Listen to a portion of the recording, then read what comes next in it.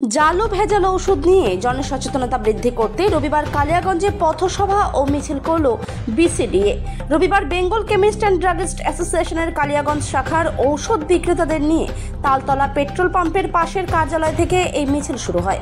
BCDA সভাপতি নিখিল রঞ্জন রায়, সম্পাদক নরেশ সাহা, কোষাধ্যক্ষ সম্রাট দে এবং রাজশ্রী সরকার, প্রবীর কুমার দে, প্রসেনজিৎ পাল, কৌশিকদের মতো ঔষধ ব্যবসায়ীরা এই মিছিলে অংশগ্রহণ করেছিল।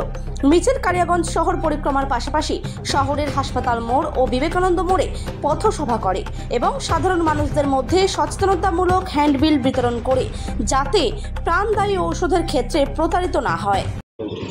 আমি সম্রাট দে, বেঙ্গল কেমিস্ট অ্যান্ড ড্রাগিস্ট অ্যাসোসিয়েশনের রাজ্য প্রতিনিধি এবং কালিয়াগঞ্জ জোনের কোষাধ্যক্ষ।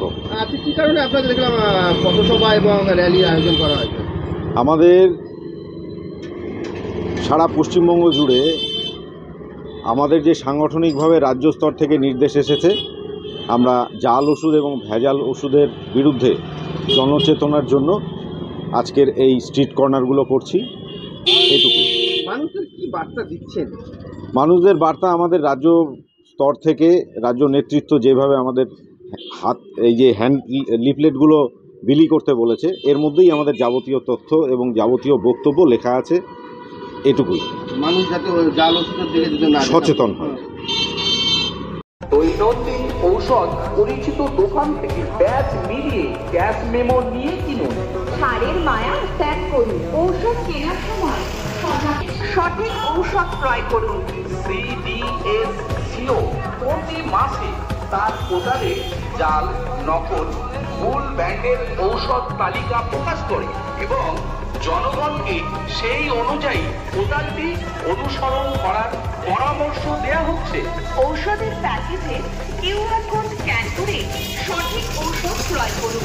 বর্তমানে কিছু ঔষধ ব্র্যান্ডের প্যাকেজে কিউআর কোড আছে। উপস্থিত সহায়তা করুন, সচেতন হন, সুরক্ষিত করুন আপনার স্বাস্থ্য অমূল্য। বিশ্বাসযোগ্য BCD, Bengal chemist and druggist অ্যাসোসিয়েশনের পক্ষ থেকে জাল ও ভেজাল ওষুধের বিরুদ্ধে রাজ্যব্যাপী জনসচেতনতা। প্রিয় বন্ধুগণ, আপনারা বিগত 105 বছর ধরে রাজ্যের শহর, গ্রাম সহ প্রত্যন্ত অঞ্চলে মানুষের স্বাস্থ্য সুরক্ষার্থে ঔষধ পরিষেবা দিয়ে চলেছে। আপদে বিপদে অসুখে বিসুখে আপনার অঞ্চলে পরিচিত ঔষধের দোকানদার সারের পুরোপুরির বাদই এই ধরনের ঔষধ কিনে ফেলছেন না তো? ভারত সরকার নির্ধারিত লভ্যাংশের চেয়ে বেশি ছাড় কি করে দেওয়া সম্ভব? আমার ঔষধের উপর থেকে জিএসটি সহ সমস্ত প্রকার কর প্রত্যাহার করা হোক।